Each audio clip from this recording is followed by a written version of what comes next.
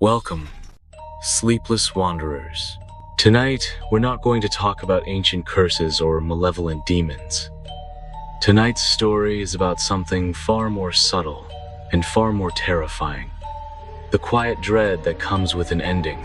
The kind of dread that settles in the air when the long, hot days of summer begin to shorten, and the light takes on a fragile, golden hue. This is a story about a last trip with friends, a final, nostalgic weekend, and a chilling reality that was waiting for them at the end of the road. This is a story submitted by a viewer who asked to remain anonymous. They call it The Lake House. It was the summer of 2018. For Liam, Chloe, Sam, and Maya, it was the final summer they would all have together. They were 4 college friends, inseparable since freshman year. But now, graduation was looming, and the promise of jobs in different cities was a bittersweet reality.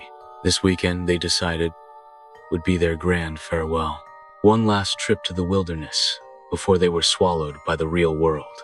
The destination was a remote cabin on the edge of a small, forgotten lake in upstate New York. It was old, handed down through generations of Liam's family.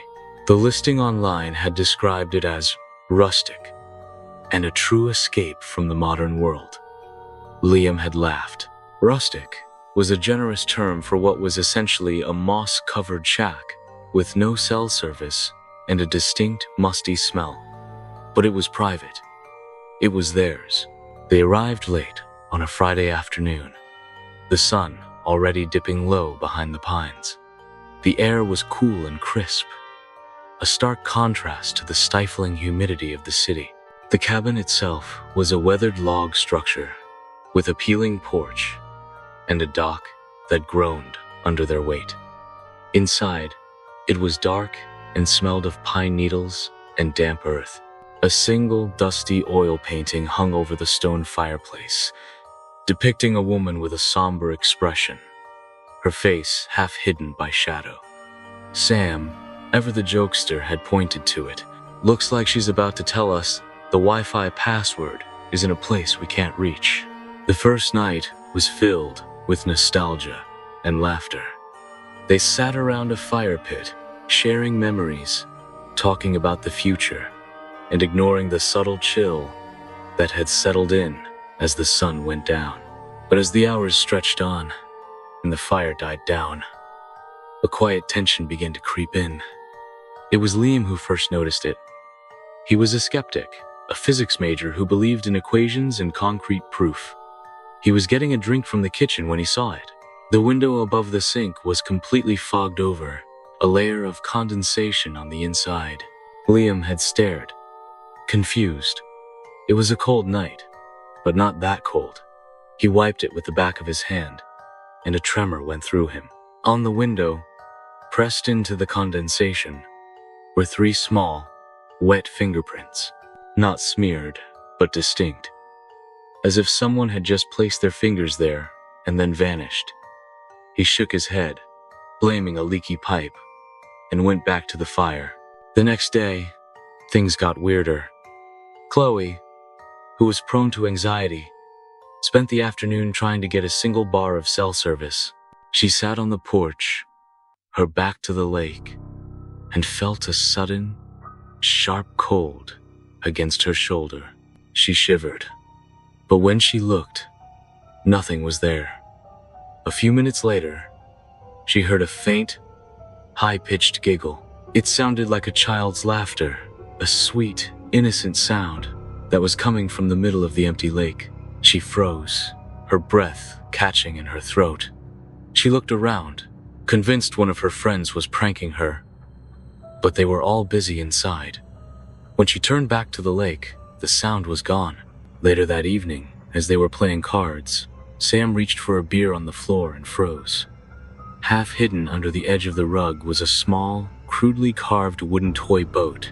It looked ancient and worn, with a single, frayed string attached to the bow.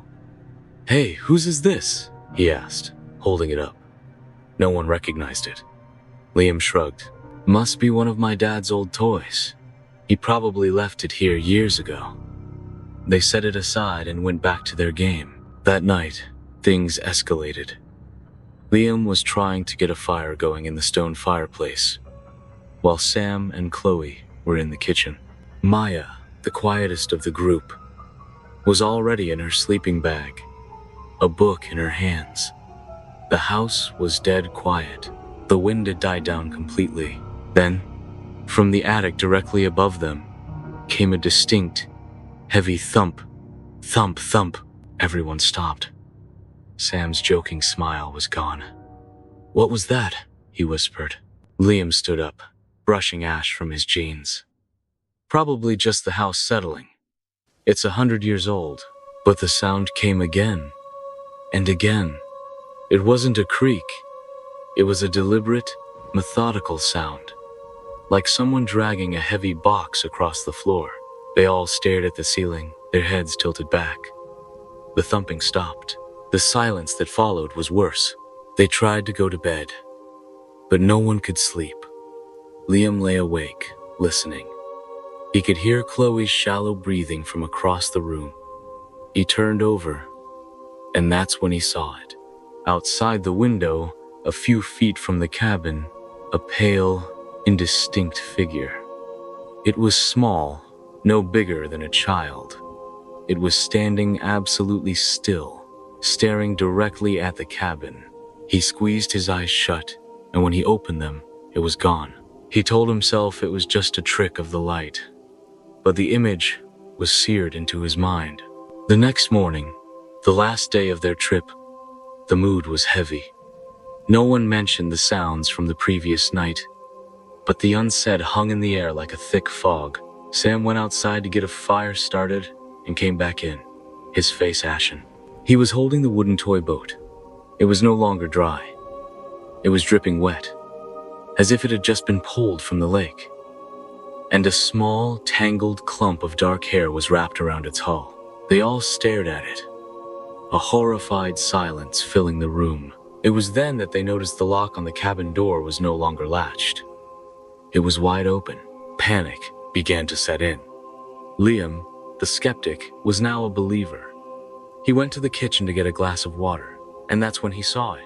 In the same window where he'd seen the fingerprints, there was now a single word, etched into the condensation as if by a nail.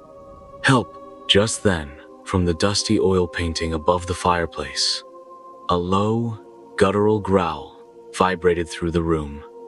The growl was not directed at them. It was directed at the window. As the growl intensified, the image of the somber woman seemed to shift. Her face, which had been in shadow, now looked terrified, her eyes wide with a silent scream, and in her hands, she was holding something that hadn't been there before. A small wooden boat, exactly like the one Sam was holding. They looked back at the window. The word help was gone, replaced by a new word, scrawled with the same wet, furious intent. "He's here." A moment later, they heard the front door slam shut. A heavy lock clicked into place from the outside. A new terror set in. It wasn't the supernatural that was their biggest threat. It was something human. They were trapped. They tried to break the windows, but the old, thick glass held firm. They tried to break the door, but it was solid oak. They were stuck, and the realization hit them with bone-shaking force. Whoever was outside had them. They heard footsteps on the porch, slow and deliberate. The sound was not heavy, not a monster. It was light, almost a shuffle, like someone elderly or injured. They hid, scrambling under beds and behind furniture. The footsteps stopped right outside the front door. A long, agonizing pause. Then, they heard the sound of a key in the lock. It twisted, slowly. The lock clicked, and the door opened a crack. A single, gnarled finger, covered in a thin, grimy film, crept through the gap and began to push the door open. Just then, from the painting above the fireplace, a loud, piercing shriek tore through the silence. It was a woman's shriek of pure, unadulterated rage and terror. The sound was deafening, a physical force that seemed to shake the very foundations of the cabin. The gnarled finger recoiled, and the door slammed shut. They heard a choked gasp from outside, followed by the sound of running feet, stumbling through the mud. After a few minutes, silence returned. They waited, huddled together, their hearts hammering in their chests. Liam, trembling, finally crept to the door and peered through a small, cracked pane of glass. Outside, he saw a dark, misshapen figure limping away through the trees. It was old, hunched over, and carrying something in its arms. He couldn't make out what it was, but the sight was enough. They remained hidden for an hour, their nerves frayed to the breaking point. The sun began to set, casting long, menacing shadows through the trees. Finally, Chloe, her voice a fragile whisper, suggested they try to break out again. Liam agreed. He knew their window of escape was closing. This time, when they got to the door, the lock wasn't just undone.